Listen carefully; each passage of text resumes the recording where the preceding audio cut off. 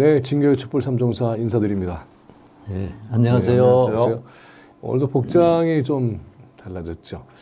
우리 셋이 다 가죽 재킷을 입는데 오늘 까먹었다. 제임스 딘이 까먹다. 이게 말이 되나? 제임스 딘 맞아? 제임스 딘 옷 벗었네. 옷 벗었어. 그리고 이 목도리는 우리 방송을 보시고 지난번 촛불 시민 한 분이 저희들에게 이렇게 하나씩 이렇게 손수 짜서 이렇게 주셨습니다. 쟤는 이제 하얗고 여기는 핑크고 여기는 그린 이제 젊은 색으로 나. 녹색당. 참. 아무튼 정말 고맙습니다. 네, 정말 고맙습니다. 네. 더군다나 저는 마지막에 저 초록색이 한 30분 더 짜야 되는 거였거든요. 그 30분 짜는 걸 봤어요. 뭐 쉬지 않고 한 땀 한 땀 짜더니 말이에요. 완성을 시키더라고요. 그게 너무 감동적이었어요. 맞아요. 뭐 다른 거 안 하고 그냥 계속 짜는 거예요. 그래서 야, 사람이 저런 재능, 역량, 솜씨가 있으면 참 많은 걸 해줄 수 있구나, 다른 사람들한테. 그렇죠. 네. 그리고 사람들이 갖고 있는 모든 역량, 재능, 솜씨는 타인을 위한 것이구나. 타인의 맞습니다. 행복, 타인의 효용을 그렇죠. 주기 위해 있는 거구나 하는 생각을 정말 깊게 했어요. 네. 저희도 그래서 오늘 저희들을 위해서 아니 여러분들을 위해서 이렇게 했습니다. 네, 물론입니다. 사실 저희 셋은 그냥 상징으로 이걸 네. 하고 있어 달라는 부탁이었어요. 네. 그 자, 귀요미, 네, 귀요미 맞습니다. 삼총사가 되달라는 부탁이 있었습니다. 귀요미 그리고 해볼까? 귀요미. 예, 자 그러면 오늘 얘기 또 나이가 시작. 들수록 귀여워지니까. 그럼 놀라운 거야. 예, 자 그럼 얘기 또 시작해 보겠습니다. 지난주 68자 촛불 역시 기세가 대단했고요. 행진이었습니다. 이날은 특히 이제 한강진역에서 모여서 대통령 관저에서부터 그다음에 용산까지 행진을 저렇게 했습니다. 서울의 추진 백원정 선생님께서 이번에 좀 이따 얘기하겠지만 김건희 명품 가방 수수 얘기들을 쭉 하셨죠. 그다음에 김성진 변호사죠. 네, 잠깐. 민주당의 검사 범죄 대응 TF라는 게 있대요. 네. 그 검사 범죄 대응 TF의 책임을 맡고 네. 있다고 그리고 이제 하고요. 그 또 검사 혁신위원회 탄핵을 앞으로도 계속 그렇죠. 하겠다는데 그 젊은 사람들로 구성된 전국 혁신위원회. 민주혁신회의라는 그렇죠. 게 있답니다. 거기에서도 큰 역할을 하고 있다고 위원장하고 있죠. 들었습니다. 네. 그래서 어떻게 연설도 했고요. 오랜만에 또 우리 안진걸 소장이 또 아주 기운차게 얘기를 해서 많은 사람들에게 네, 환호를 이끌어냈습니다. 정말 열심으로 특히 이제 양평 문제가 묻히지 않도록 계속 일띄우고 있죠. 표정을 참 대단히 진짜 좋네. 네, 아름답죠. 저 기세 보세요. 아유, 네. 눈빛 향이. 또 조국 전 장관 그림도 또 이렇게 참 좋아. 호칭을 호명을 했습니다. 또 이렇게 안 찍기 쉽지 않더라고. 안 찢어지더만. 네, 힘을 이게. 길러야겠더라고. 팔이만 안 막 길렀더니 끌려가. 안 돼. 뒤로 네. 끌려가더라고. 위에서 보면은 이제 또 대단한 장관이 나타나죠. 그리고 저희들이 이태원을 지나면서 네, 지난해 10월 29일 이태원 참사의 현장을 지나갔고 거기서 또 묵념도 했죠. 네. 대단한 기세입니다. 몰아내자. 그리고 이런 사진도 있습니다. 추미애 장관이 함께 했어요. 그죠? 네. 그래서 굉장히 감사했고 저희들 얘기 자꾸 해서 죄송하긴 합니다만 또 이렇게 아주 진격하고 있네. 정말 좋은 사진인 것 같아요, 이 사진. 그죠? 뭘 얘기했는지, 그죠? 예. 지난번에는 저하고 우리 박준홍 고문하고 서로 웃으면서 얘기했던 그런 장면이 있었는데 우리 둘이 또 네. 이렇게 또 뭘 수업 시간에 얘기했는지 자꾸 잡담을 하는 거야. 저게 사실은 구원들이 외치고 있는데 함성 와 말이지. 하고 있어요. 그래서 지금 우리 박재성 나는 화백이 입을 열심히 벌려서 공부하는데 와 하고 있는 거보다 예. 아무튼 이렇게 해서 힘차게 행진을 했고요. 다음 주 전국 집중입니다. 귀요미. 사재단이 그리고 이제 지난 월요일에 이제 74년도부터 시동을 걸었던 사재단 천주교 정의구현 전국 사재단이 이제 50주년이 됩니다. 그래서 암흑수교 횃불 천주교 정의 전국구현 전국 사재단 50주년을 돌아보고 앞으로 어떻게 할 건가에 대한 이야기를 이제 명동성당 명동 카톨릭 회관에서 했습니다. 가운데 계신 분은 이제 함세웅 신부님이시죠. 그리고 전우영 역사학자가 나오시고요. 네, 김영십 신부님이 맨 오른쪽에 계시는데 사재단 현재 대표고요. 네. 전 대표가 김인국 신부님 쪽 왼쪽에 네. 사자머리라는 별명이 있다고 합니다. 이 돌아보면은 이제 이런 모습들이 보이죠. 73년 10월 달에 서울 물리대 학생들이 처음으로 네. 반유신 데모를 해서 그렇죠. 네. 가두에 진출하고 저도 그 친구들이 법과대학에 들어와서 한 바퀴 돌 때 꽁무니에 붙어서 셋째 줄에서 세 줄까지 기억하시고. 가두에 나왔어요. 왜 그러냐면 사실 첫 줄에 설레니까 겁이 나서 못 쓰겠더라고. 근데 뒷줄에 쓰면은 또 곤봉에 드립다 맞아요. 또 뒤돌아서 그럼 맨 앞이 돼. 그러니까 그래서 셋째 줄에 서갖고 시야를 확보했죠. 근데 그때 처음 나가봤어요, 네. 진짜. 그 사제분들이 저 나이들이 다 30대였대요. 그때 30대, 그렇죠. 40대. 그렇죠. 그 정의군 사제단들의 모습이 저렇게 해서 계속 이어져 옵니다.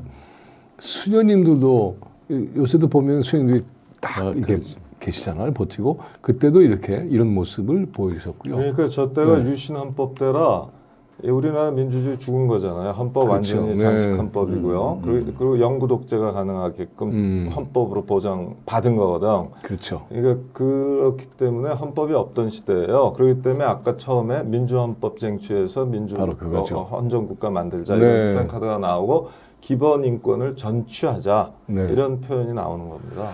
그 당시에 추기경 여러분 혹시 다 아십니까? 바보 김수환 네. 추기경이라고. 그분께서 계신 것도 천주교가 명동성당을 그렇죠. 중심으로 해서 저와 같은 운동을 펼치는데 굉장히 중요한 든든한 이 지금 저기 언덕. 김수환 추기경이신가? 그건 아니고요. 아니죠.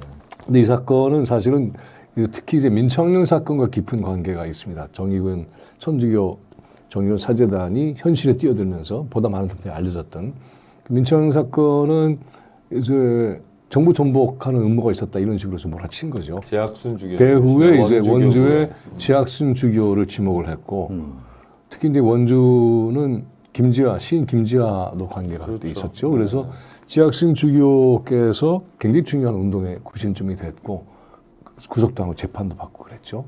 근데 더 파고 들어가니까 뒤에 인혁당이 있었다 이런 식으로서도 간첩 사건을 만들어내요. 이분들이 이제 그래서 사법살인이라는 이름이 붙었던 사건 아니겠습니까? 예, 사법 역사상 가장 네. 암흑기의 그렇죠. 하나라고 네. 국제 엠네스티라든가 특히 국제 법률가 연맹이라고 있거든요. 네. 거기에서 공식 성명을 내서 규탄하고 네.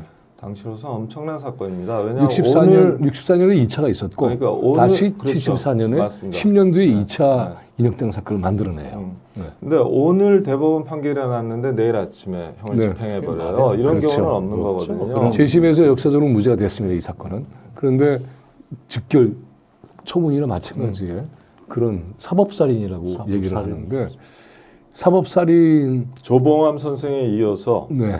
한 명이 아니고 9분이 사법살인을 당한 거라. 그게 이제 박정희가 죽인 거죠. 그러니까 사법부를 이용을 해서 그렇죠. 그렇게 해서 했고 저게 한 10개월 정도의 재판 과정이 있었습니다. 근데 내부에서 상당히 반발도 많았고 이대로 할 수 없다라고 사법부가 내부에서 저항하다가 끌려서 고문도 당하고 그래서 아주 어려운 그런 상황에 처했고 그때 기억나시겠지만 김지하 시인이 갇혀 있었어요. 네. 그 갇혀 있었을 때 여기에 있는 인혁당 사건의 주역들과 네. 통방을 했습니다. 네. 그렇게 그렇죠. 해서 얼마나 큰 무지무지한 상상을 초월한 고문을 당했는지를 다 듣고 나오자마자 동아일보에다 당시에 그렇죠. 글을 네. 썼어요. 그래서 김지하는 다시 잡혀 들어갑니다. 그렇죠. 그리고 이 인혁당 사건에 대해서 사람들이 굉장한 경각심을 갖게 되죠. 네. 고문도 뭐 이렇게 말로 옮기기는 좀 죄송합니다만은 학문으로 장이 터져 나오는 그 정도까지의 정말 극악한 고문들을 당하고 그랬죠. 그리고서는 그 당시에 재판부가 이렇습니다. 민복기, 홍순엽 등등 해서 이분들 가운데 이일규 대법관 한 사람만 반대 의견. 반대를 했었죠. 네. 우리가 저 이름을 기억해 주십사 하고 말씀드리는 거고요.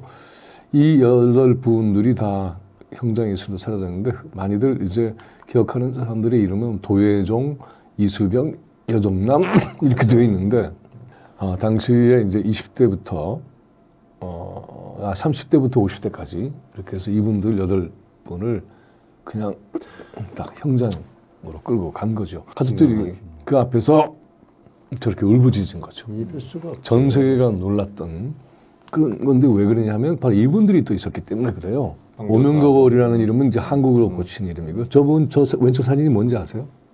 추방당하는 사진. 예, 그러네. 추방당하는 사진이고 이후에 다시 이제 모든 게 상황이 달라져 돌아오는 그런 장면이고요. 그리고 제임스 시노트 신부님 이분 저것도 이제 그 경찰들이 잡아가는 동아투이 할 때 저렇게 하셨던 분이고요. 저분이 이런 이 민청학령 인혁당 동아투이 이런 걸 고발하고 그리고 얘기하니까 그다음에 동아일보에 뭐 광고하는 것도 있고 뭐 해서 자기 사비를 다 쓰고 굉장히 그렇게 애쓰셨던 분이에요.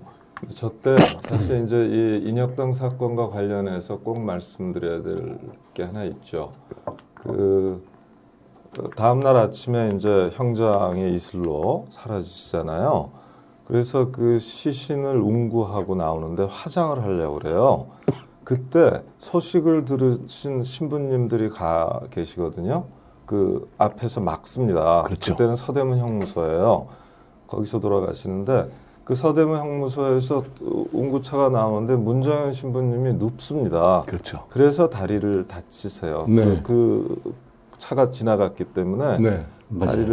다리가 지금까지도 불편하신 거고요. 많은 사람들이 울부짖었던 그런 현장이었습니다. 특히 문정현 신부님 평생 다리가 불편한 그렇죠. 네. 몸으로 이 지팡이를 짚고 다니셨잖아요. 정말 기가 막힌 일이에요. 저런 있을 수 없는. 네. 참 그래서 이게 비극적인 사건이고 우리 역사에서 반드시 기억해야 되는 그런 사건이죠. 또 통분한 일이죠. 예, 예.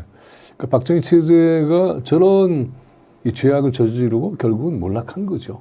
저런 것들이 하나하나 쌓이면서 12.12 얘기하면서 우리 지금 그런 얘기를 하고 있습니다만은 이런 분들 우리 그때 역할이 왜 이렇게 의미가 있었느냐 하면 천주교가 건드리기 어렵잖아요. 로마 바티칸이 이미 있는. 추규경이 되셨기 때문에 그렇게 됐습니다. 그리고 이제 바티칸이 있는 것이고. 바티칸이 되셨어요. 그래서 이 외국 선교사들, 목사, 신부님들이 당시로서는 한국 사회는 쉽게 이렇게 뭘 하기가 어려웠던 그런 존재였는데 저런 식으로 대한 거죠.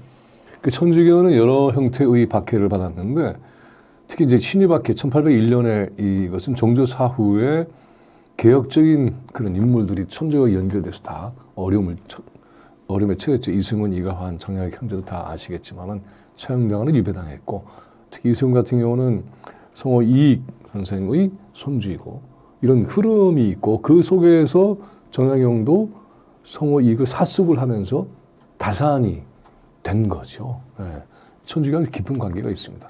지금 천주교 정의구현 사재단의 역사적 뿌리를 거슬러 그렇죠. 올라가는 네, 말씀을 맞습니다. 하고 계신 거고요. 네. 그리고 이제 지금 시국 그 미사를 계속 하고 계시는데 거기에 보면 저런 그림도 있습니다. 대화문 앞에서 신부님들이 모여서 저렇게 하는 것 그리고 이렇게 내년에 1월달 다시 또 시작을 하신다고 합니다. 네.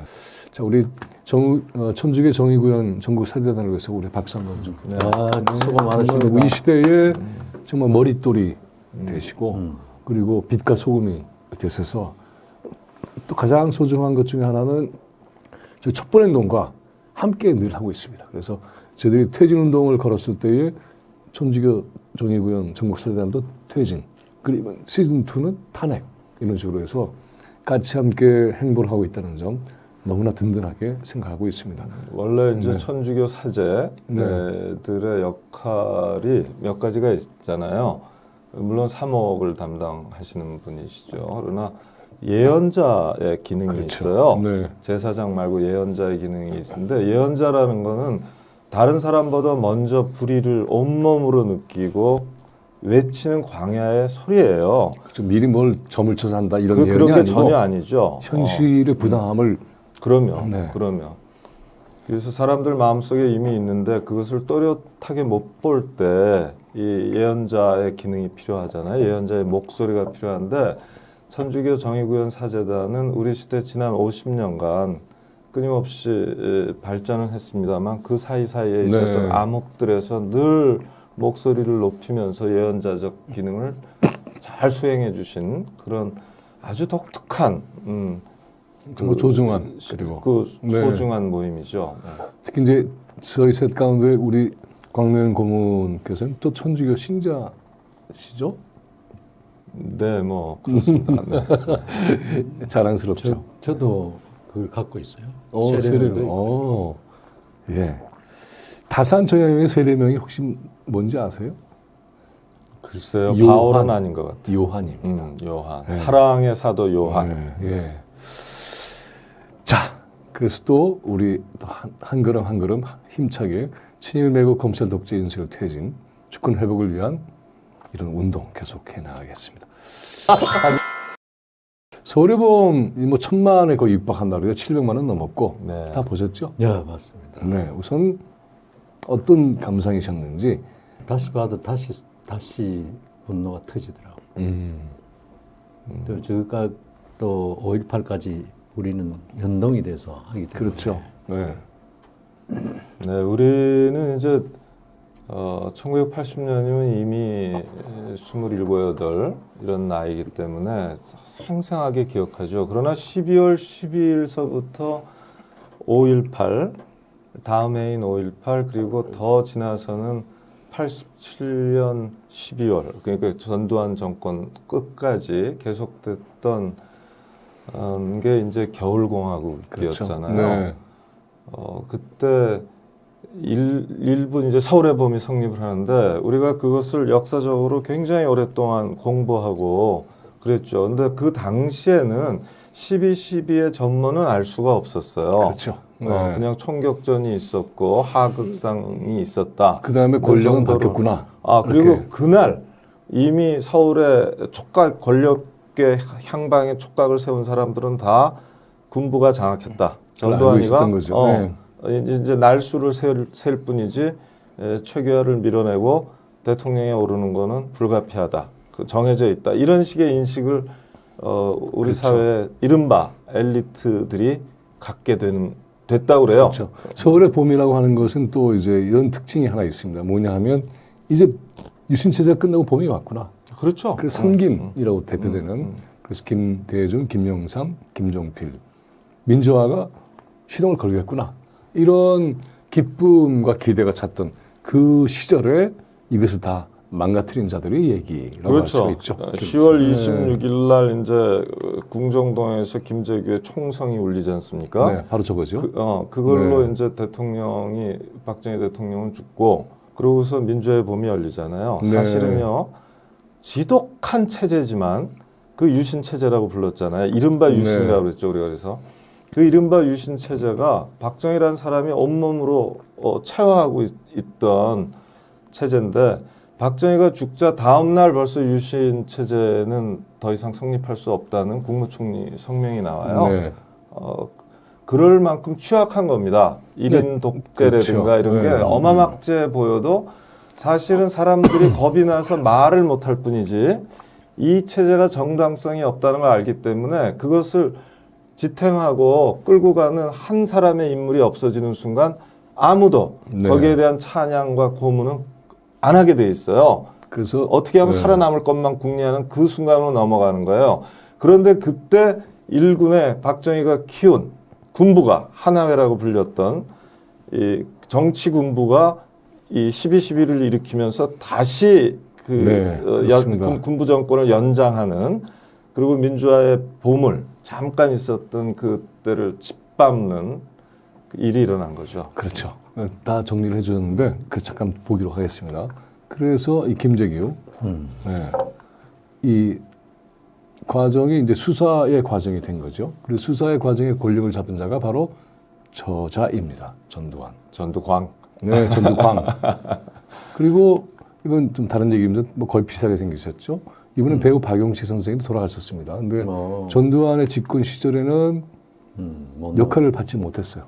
똑같이 생겼다 그래서 참 기가 막힌 거죠. 그래서는 제5공화국이라는 것이 드라마가 돼서 95년에 나왔는데 이게 이제 또 역할을 그렇게 또 맡으신 거예요. 참 역사는 참 요 한마디를 하고 묘합니다. 지나갑시다. 네. 이 김재규 당시 중앙정보부장을 하신 분이고 본인이 이제 이분이 뭐라고 나중에 진술을 하냐면요.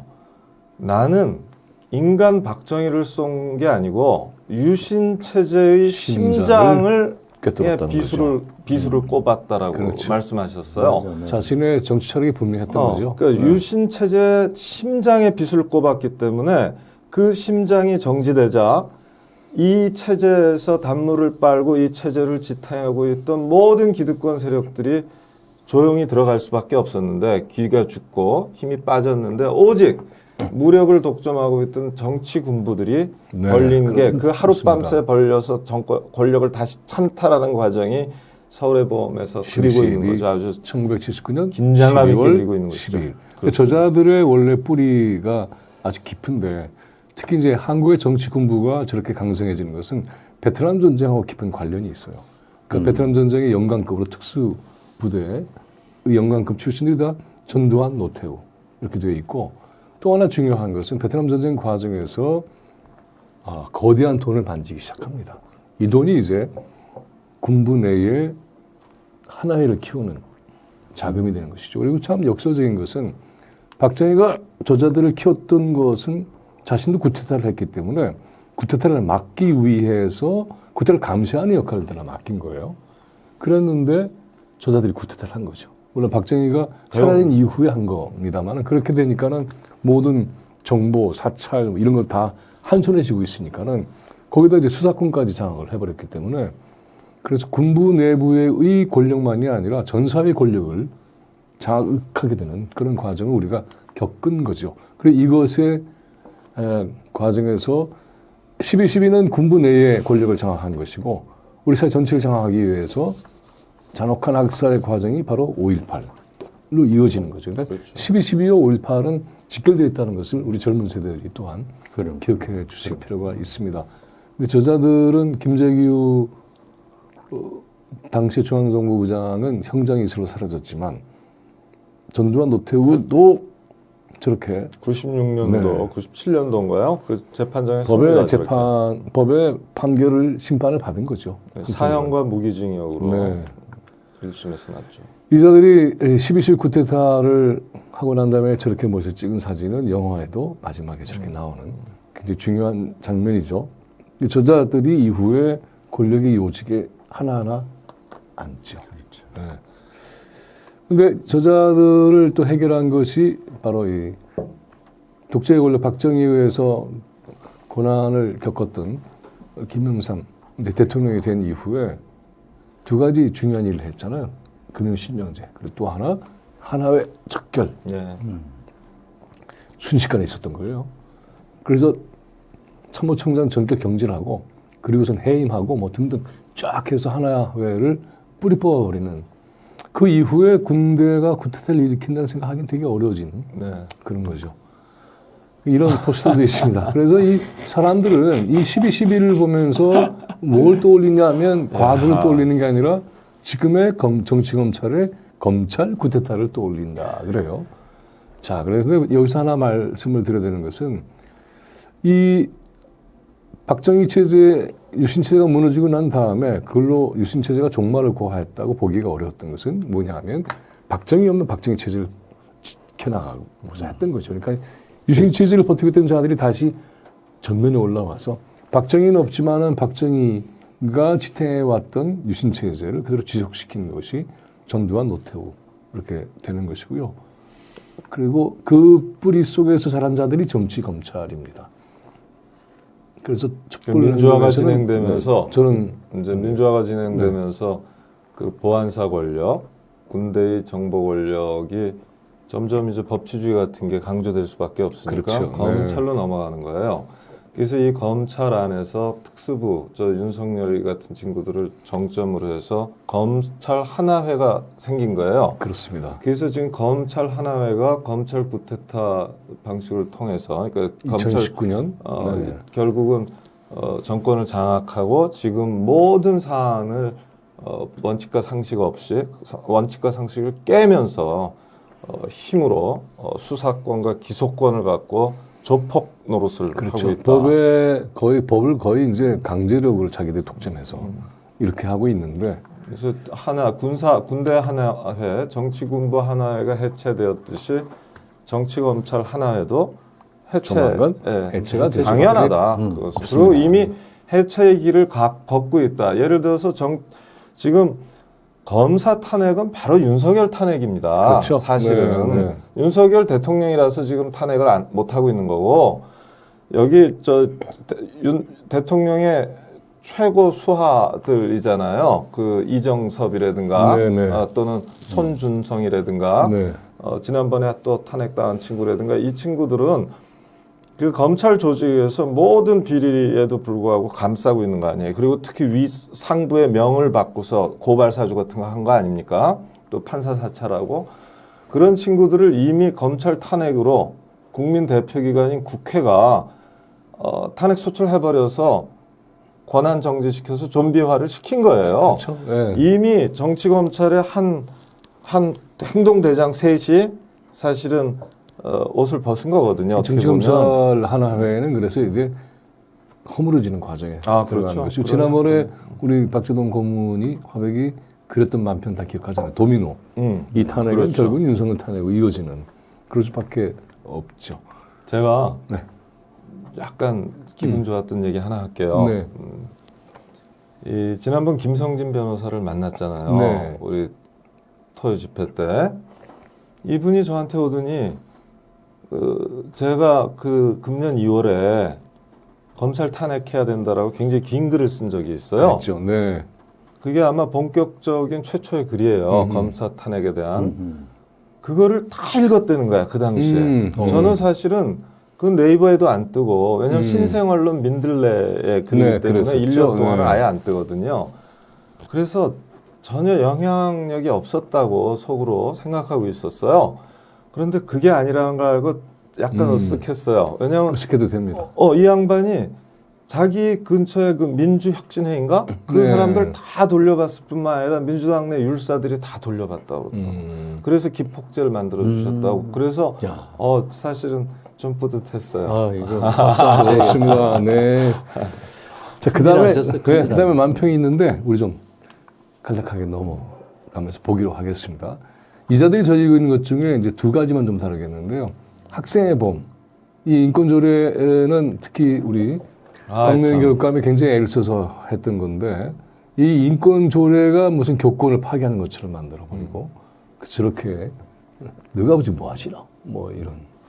근데 지금 학생인권 조례가 이제 조례라는 표현에서 말해주듯이 저건 지방자치단체의 법 아닙니까? 그렇죠. 그럼 국가의 법은 법률이라고 그러잖아요.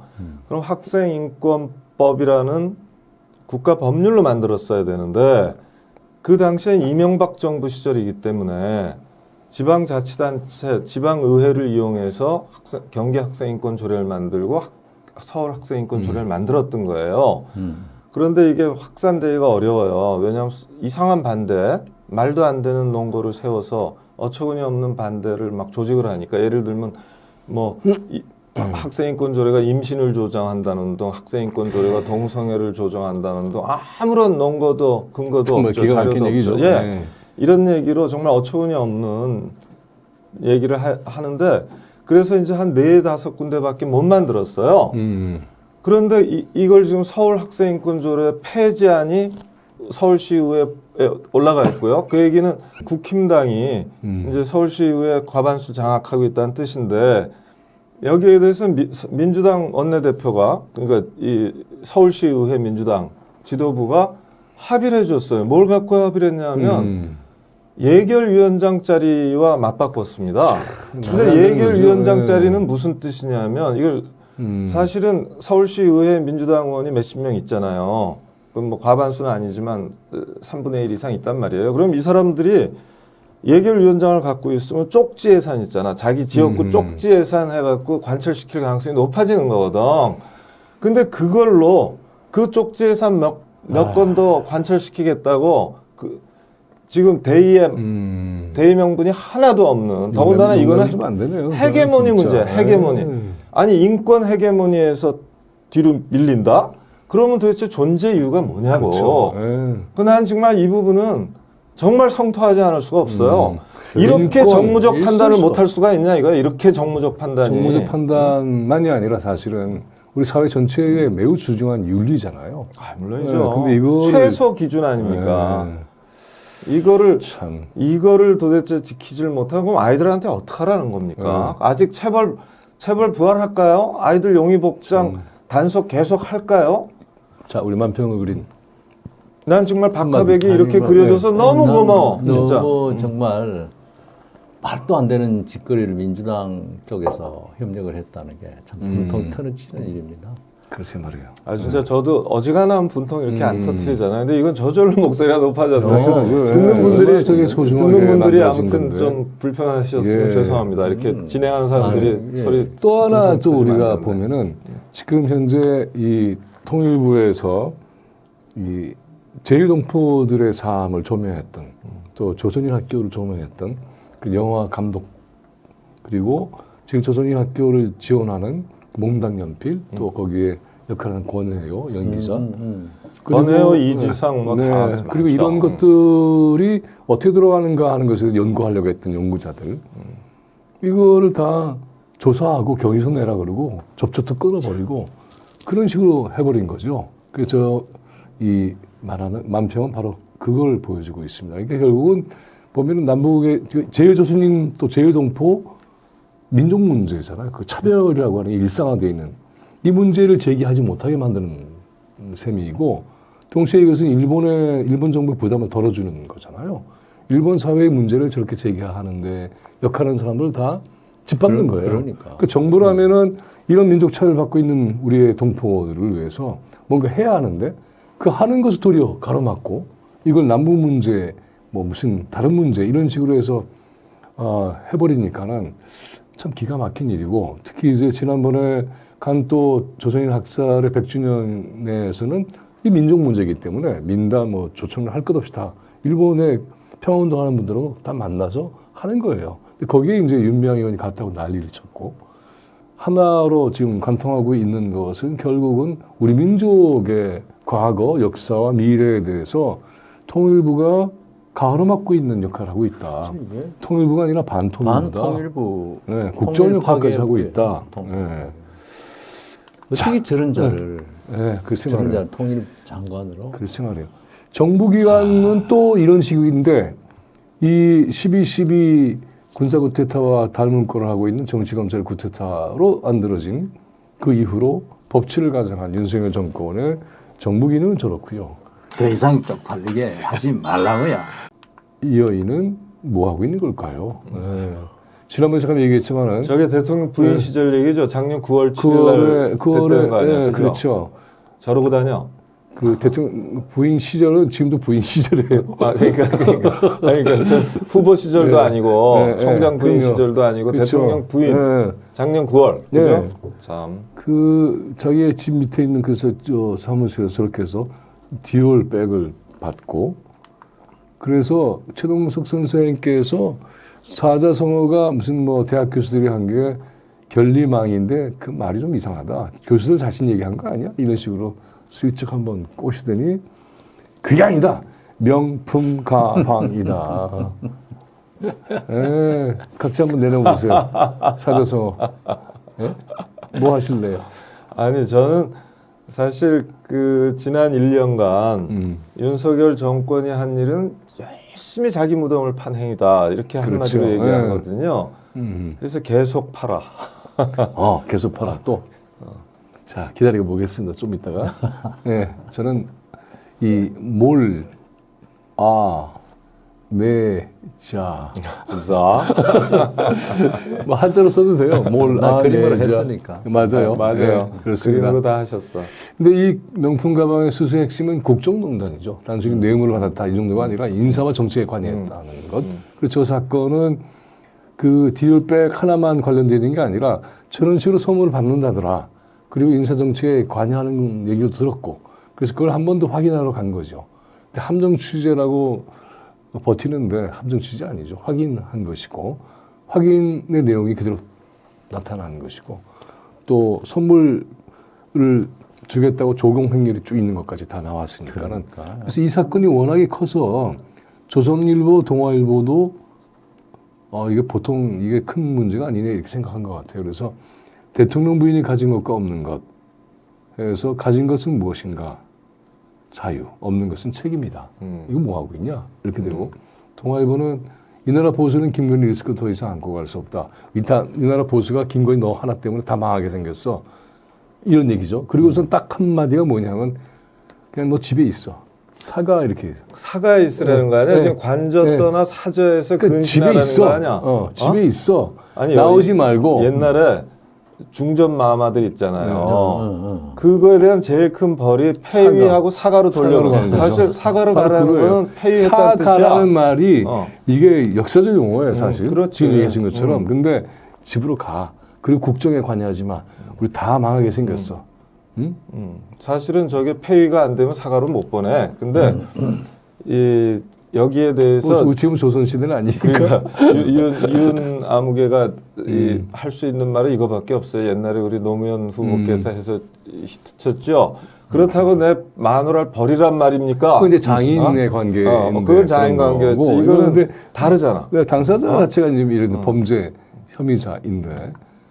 자, 그래서 또 저희들이 이게 거부권 얘기를 하는데 이게 어떻게 될 것인가 논란이 많잖아요. 근데 금년 28일 날 이제 본회의 통과 예정이에요. 네. 그 패스트 트랙에 태워서 그렇죠. 그 필요한 절차 요건을 다 갖췄어요. 이제 본회의에서 통과만 하면 돼요. 그렇죠. 네. 그래서 그런 그 상황입니다. 거부권 얘기를 하기 전에 만평을 좀 우선 보겠는데요.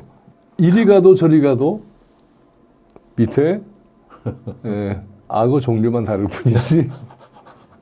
참 대단하십니다. 야, 근데 나는 주목하는 게 저기 돌려봐. 턱이 길어져. 윤석열 거짓말할 때마다 턱이 길어져. 그래갖고 처음 시작할 때보다 지금 턱이 2배쯤 길어졌어. 그러고 보니까 계속 길어지네. 나도 모르게. 피노키오의 코가 윤석열의 턱이야. 참. 앞으로 계속 길어질 거야. 글쎄 말이에요. 자, 그리고는 감옥에 있는 최순실 억울하다. 이건 뭐야? 나는 그거 하나 가지고 그랬는데 이건 명품 받고 아무런 것도 안 해? 이건 말이 안 되잖아, 이렇게. 그런데 이게 참 또 대단한 겁니다. 저걸 보면은 퇴임 후에는 어떻게 될 것인가? 저게 대통령실이죠. 근데 보면은 거기가 건희 명품 백화점하고 이제 퇴임 후에 보니까는 그게 교도소 안에 있어요. 네. 자, 그래서 저희들이 이제 거부권 얘기 잠깐 좀 하고 다음 화제로 정리를 하겠습니다.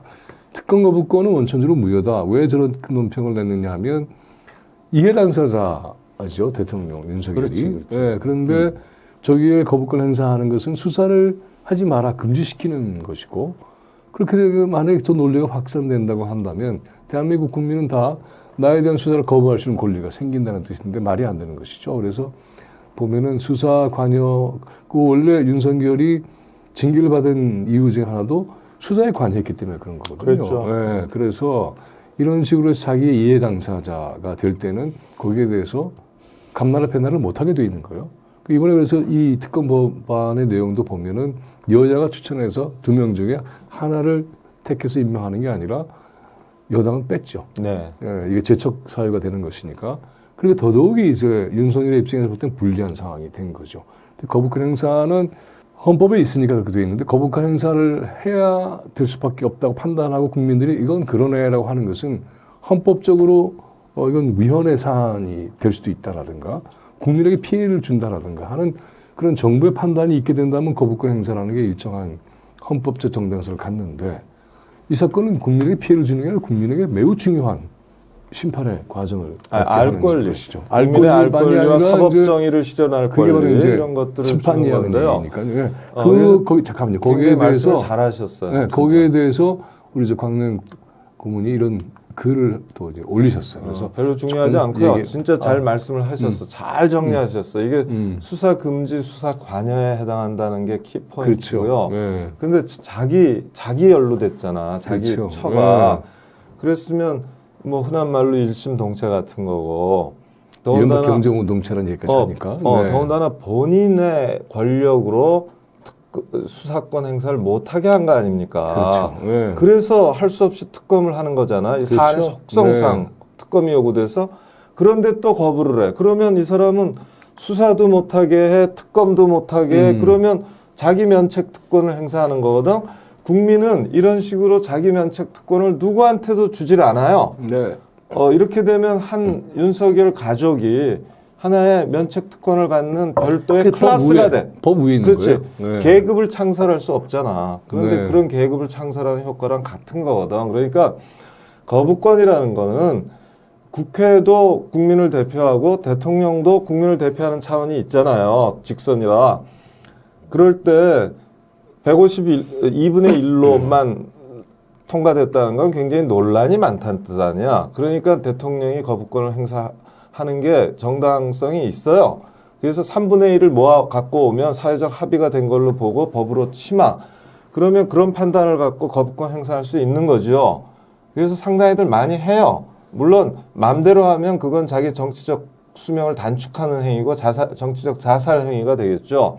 그러나 이거는 헌법이 예정하는 게임의 룰이에요. 사실은 그렇죠. 권한이라 우리가 함부로 그거를 법적으로 못하게 할 수는 없는데 이런 경우는 다르죠. 이런 경우는 자기 사안이야, 자기 사안. 그러니까 거부권이 헌법상의 권한인 건 맞지만 모든 권한 행사에는 모든 권한은 어떻게 하면 안 돼요? 남용하면 안 되는 게 철칙 아닙니까? 우선 첫째. 그러니까 여러 번 거부권 그리고 행사가 남용을 하는 남용이죠. 거예요. 네. 그리고 두 번째로는 자기 사안이기 때문에 그럼. 더더욱 이건 변명의 여지가 없거든. 해서는 안 돼. 이거는 내재적 한계라는 표현이 있잖아요. 내재적 한계, 네. 고유한 한계. 그래서 명문의 규정이 없더라도 내재적 고유 한계로서 해석으로 인정돼야 되고 정치권 모두가 국민 모두가 이런 해석에 따라서 압박을 가함으로써 이따위 짓을 못하게 해야 되는 것이지 거부권이 있으니 어떡할까 움츠러든다든가 당황해야 할 게 아니라 그런 의미에서 촛불행동 논평 정말 잘 쓰셨어요. 박수를 보냅니다. 예, 고맙습니다. 그래서 이 문제는 그런 논리로 격파를 해야 되고 흔히 이렇게 얘기하잖아요. 정치인들의 경우에 나는 죄 없어. 그런 거 없어. 떳떳하게 수사받아. 네가 죄가 없으면 떳떳하게 수사받고 재판받아. 이렇게들 얘기하잖아요. 그렇죠. 그 얘기를 돌려주고 싶습니다. 그렇죠? 예. 떳떳해? 그러면 한번 볼까? 그렇죠. 네. 이게 지금 이른바 방탄국회라고 그랬잖아. 네. 방탄 대통령 아니야 이렇게 김건희 되면 철저하게 방탄 정권인 거죠. 그렇게 방탄 돼서. 정권이지. 네. 그렇게 되면 그래서 이거는 뭐 사실 긴 설명이 필요 없는데 그래도 네. 또 거부권 이유를 또 쫙 달고 그렇다게 또 하겠지. 그렇죠. 속아 넘어갈 이유가 전혀 없다. 그렇죠. 말씀드립니다. 그래서 이 워낙 거부권을 많이 하니까 국민들이 더 피해를 입고 있기 때문에 그래서 거부권을 규탄하는 시민 대표들이 모였고요. 저도 이제 저기 참석을 했습니다. 그리고는 우리가 하는 날 똑같이 2시에 시국대회를 하고 거부권 남발하는 윤석열 정권 거부 시민 대회를 합니다. 그리고 3시에는 저희들이 이어서 합니다. 여기도 많이 가서 참여를 해주시고요. 우리가 이어서 단순히 거부권 네. 남발 정권이기도 하지만 이 사안의 특수성이 있기 바로 때문에 이 사안은 특히 너무, 그렇죠. 김건희 중요하다는 특검은 거죠. 매우 중요합니다. 윤석열을 파면한다. 이거는 이제 또 따로 좀 더 심도 있게 말씀을 드리고 싶습니다만은 저희 방송 시간도 있으니까요. 짧게만 정리해드리면 총선 정국을 어떻게 대응할 거냐 했을 때에 논의를 많이 했습니다. 그래서 3가지 정도 안을 가지고 전국의 국회의원 후보들에 대한 지지 낙선 운동을 한다. 2안은 우리가 후보 낸다.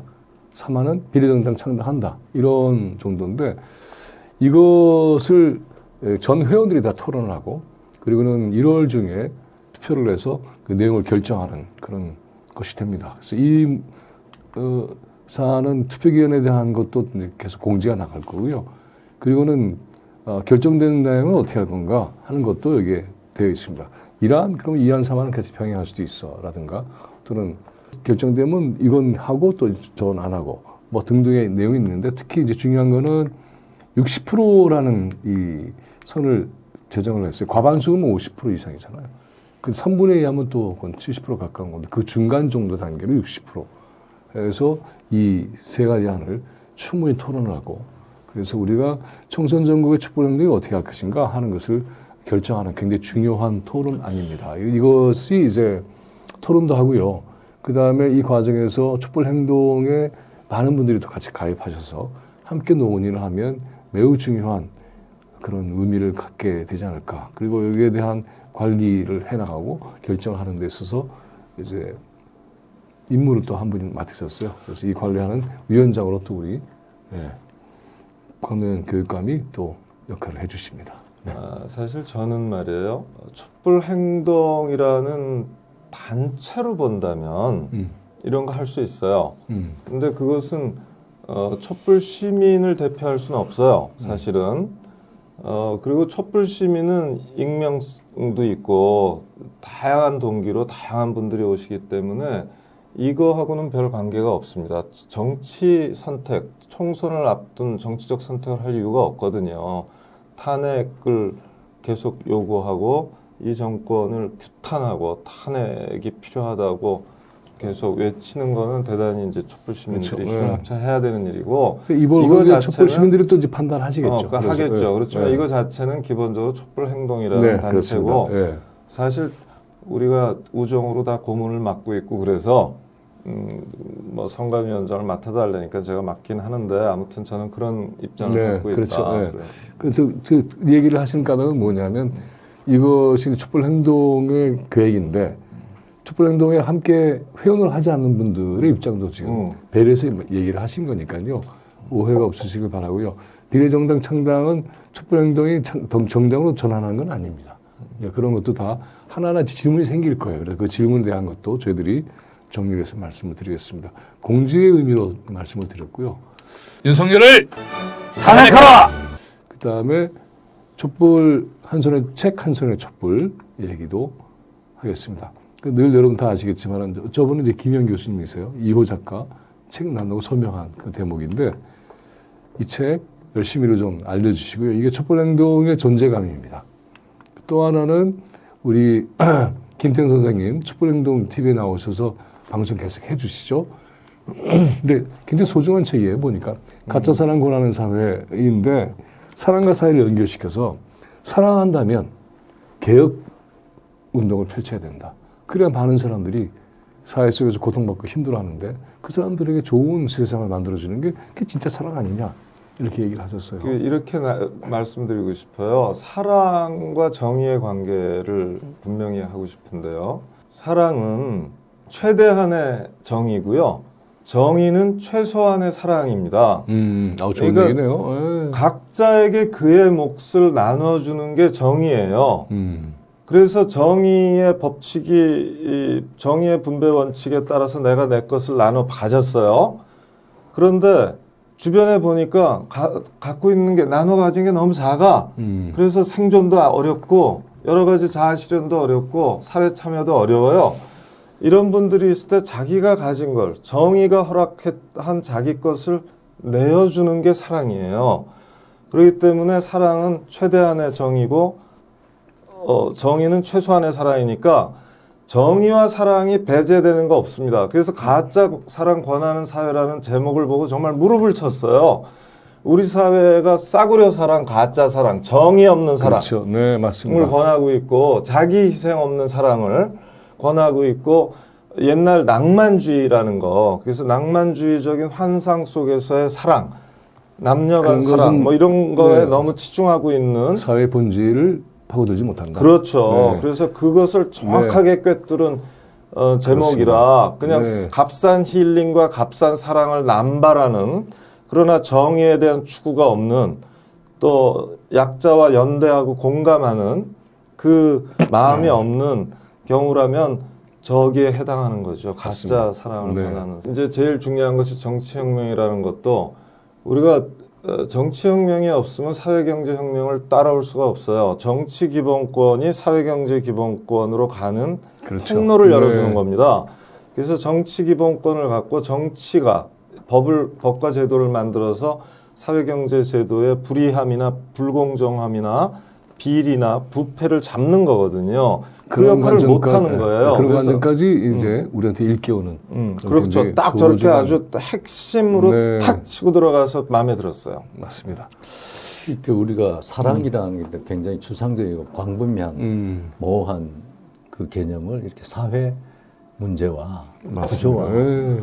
이걸 결부를 시켜주는 게 굉장히 맞아요. 참 그 중요하고 새롭다는 생각이 듭니다. 그렇게 해서 우리 사회가 사랑과 사회에 대한 서사를 바꿔야 됩니다. 서사를 바꾸자. 아, 정확하게 지금 짚었다. 네, 이제 다시 또 소개해드리고요. 정말 서사를 바꿔야 되는 것이죠. 그래서 무엇이 중요하냐, 그리고 어떤 존재가 보다 우리 역사의 중심에 서야 되는 것인가, 그 지난 역사 속에서 저질러졌던 그러한 비극, 여기에 대한 투쟁은 과연 어떤 내용을 갖고 있을 것인가, 역사를 보다 낫게 하기 위해서 하는 투쟁을 우리가 믿을만 한가, 그것은 결과를 가져올 수 있을 것인가, 이런 점들에 대한 얘기가 바로 이 책에 담겨져 있습니다. 그래서 보면은 이 책을 읽고 나면은 우리가 현재 하고 있는 촛불 행동의 이러한 투쟁도 자신감과 확신을 가질 수 있다라고 생각을 해서 소개를 한 번 더 해드립니다. 내용을 좀 알려드리려고 했는데 오늘은 뭐 이 정도로 끝내고요. 그다음 얘기로 돌아가기로 하겠습니다. 금방 했죠. 다음 주가 69차 촛불 대행진이고 특히 전국 집중입니다. 그래서 전국에서 다 모였어서, 그리고 금년 마지막 전국 집중입니다. 총 집결해야 되겠죠? 그렇죠. 네. 총 집결을 한 마디씩 좀 거들어 주시기 바랍니다. 김건희 그 명품백 수수 네, 명품 와 가방. 그 배경, 그 금융위원이라든가 이런 네. 뭐 인사 개입, 네. 한 의혹이라든가 이것들이 부인할 수 없는 동영상으로 잡혀 있지 않습니까? 그렇죠. 네. 그래서 사람들의 분노 게이지가 굉장히 끌어올라 있어요. 이게 아마 도망갈 수 없는 분야일 겁니다. 문제라 지금 침묵을 지키고 있잖아요. 이 부분이 강해져야 거부권 전국을 막을 수 있습니다. 그렇죠. 그리고 그때 이제 진퇴양난에 이쪽은 상어가 저쪽엔 악어가 네. 아가리를 벌리고 있는 그 국면이 펼쳐질 거예요. 그래서 아마 다 저와 비슷한 생각을 갖고 계시기 네. 때문에 우리 촛불 시민들께서 함께 해주시리라 믿습니다. 그렇습니다. 또 한마디. 물 들어왔을 때 노저라는 말이 있어요. 지금 이제 민물이 들어오는 것을 김건희가 잘 네. 물꼬를 틔워줬을 때문에 아주 잘하고 있다. 우리가 이때 같이 확 모여야 됩니다. 이때가. 맞습니다. 저 사건은 특검 거부를 하든 수용을 하든 어차피 그 사건 존재로서 굉장한 우리 사회의 파급력을 가지고 있고, 이 문제를 제대로 처리하지 못할 경우는 아마 윤석열 정권은 끝장나겠죠. 근데 이 사건은 제대로 처리할 수 있는 사건이 전혀 아니에요. 그 저질러진 사건 자체의 성격도 그렇고 내용도 그렇고요. 이 문제에 우리의 분노를 확실하게 드러내고 우리 사회를 정의롭게 바꾸기 위한 그런 행동, 69차 촛불행진 전국 집중 촛불에 모두 함께 참여해 주시고요. 널리 알려주시기 바랍니다. 이렇게 또 촛불 합창단도 모집해요. 그리고 또 하나 말씀드리면은 12월 21일 저녁 7시에 충무로 하재에서 촛불행동TV 성령 공개 방송도 합니다. 이렇게 해서 저희들이 이제 하나하나 2023년을 마무리 정리하는 거죠. 이렇게 이런 기세를 가지고 탄핵 정국을 만들어내서 총선 과정은 개혁 정치, 정치혁명, 개혁 총선 이걸 만들어 나갈 수 있으면 좋겠습니다. 오늘 여러분들과 함께 한 시간 정말 감사합니다. 우리 다음 주도 봐야 되겠죠? 제임스 D는 또 제임스 D 옷을 입고 우리 감사한 제임스 D이 울고 가겠어. 우리 감사한 인사를 드리죠. 네, 오늘 고맙습니다. 감사합니다. 자, 박수 한번 치고.